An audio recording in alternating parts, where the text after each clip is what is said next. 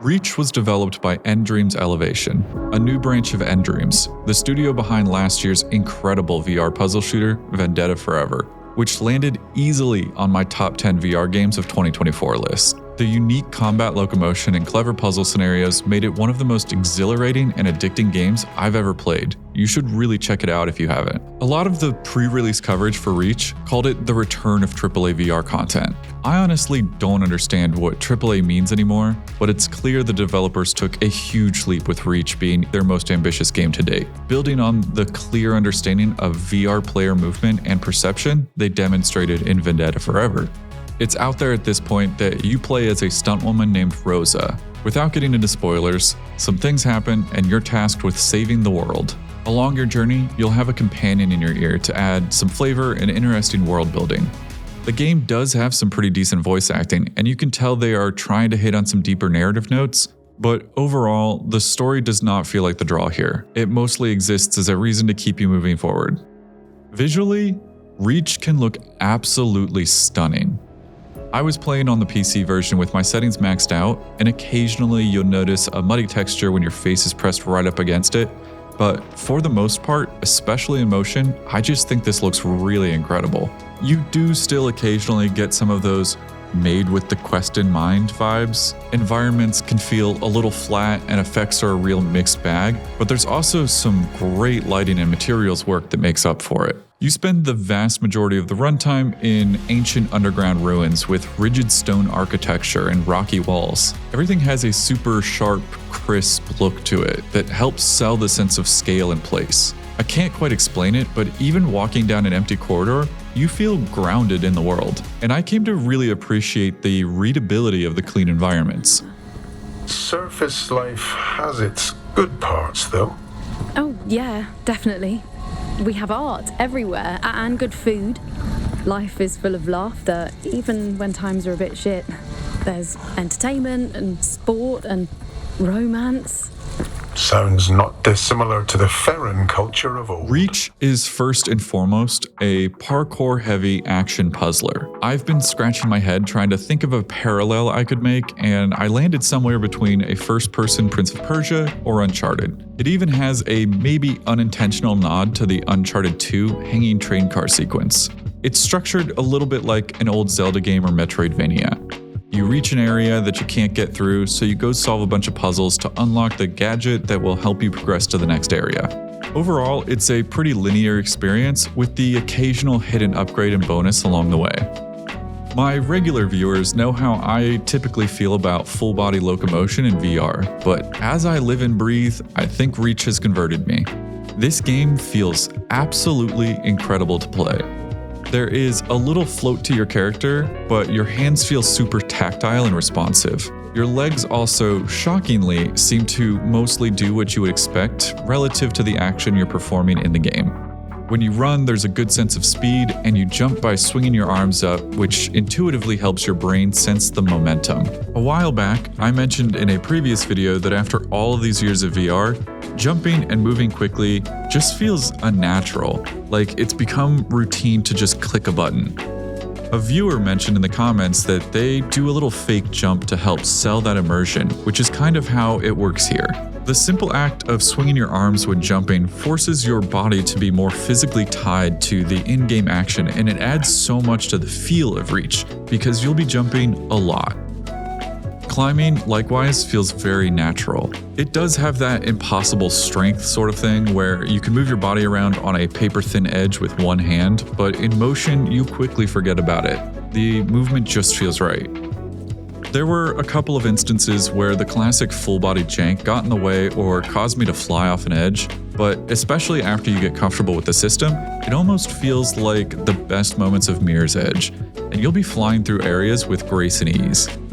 Maps are typically constructed with a lot of verticality, and this plays a role in both the combat and traversal. Throughout the game, you'll unlock tools that help you get around easier, like a grapple and a shield you can pop out from your wrist. You'll put all of those tools and your climbing skills to work in a ton of really clever environmental puzzles that make up the bulk of Reach's runtime. The combat, which makes up the rest of the game, is serviceable, but I personally found those sequences a little underwhelming.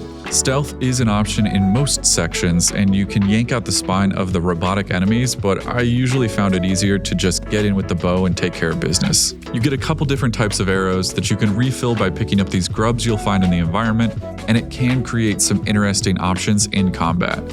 You could, for example, use a lightning arrow to stun an enemy and then use your grapple to steal their weapon. The weapons outside of the bow all feel kind of mushy, and I honestly only used them once or twice during my playthrough. The good news is, combat only makes up a small part of the overall experience. Movement and puzzles are the real star of the show, and I think with only a few exceptions, Reach nailed it. You just feel so physically tied to the world, and Reach goes above and beyond to make everything feel tactile. I cannot understate how solid the gameplay can be in Reach.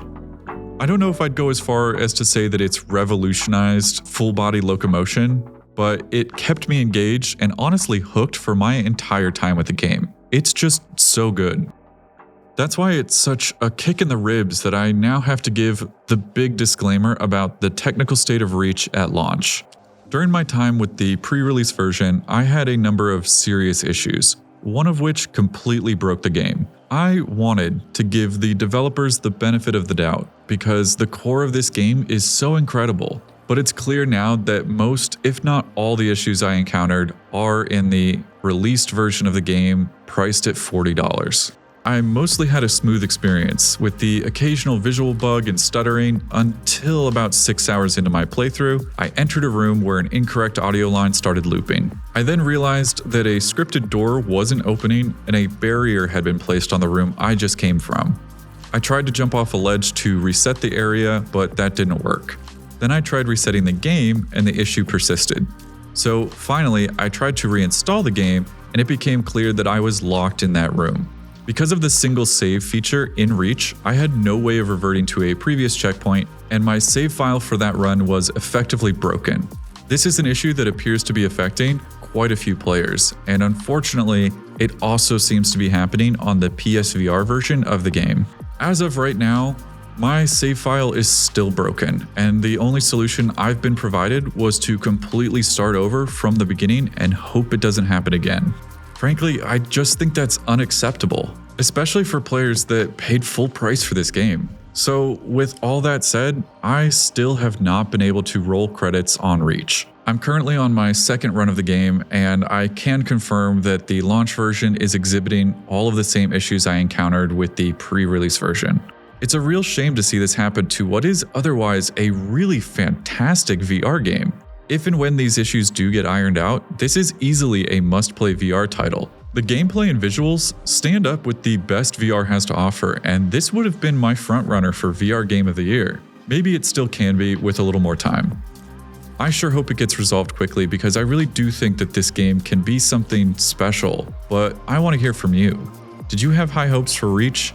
Did you pick it up anyways? If so, what platform and what has your experience been like? I want to know down in the comments. Now, a little channel update for anyone that wants to stick around. After some reflection on my experience taking a look at Reach, I've made the decision that I might make an occasional preview of games that I'm really excited about or have a unique perspective on, but I will not be covering games prior to the day one versions on this channel going forward. It's not always an issue, but I've had situations go both ways. In this case, the unfortunate state of the pre-release version lines up with the launch version of the game. But I've also had situations like with my Metro review where I had a fantastic bug-free experience in the pre-release version and then it launched with a ton of game-breaking problems. I'm glad they sorted those out because I still love that game.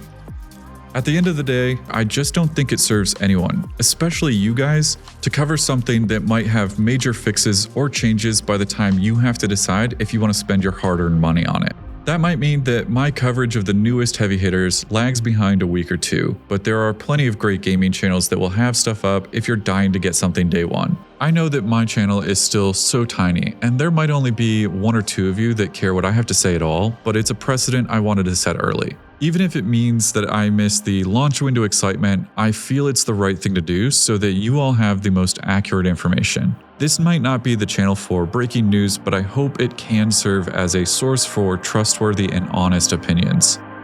As always, thanks for watching, and I'll see you in the next one.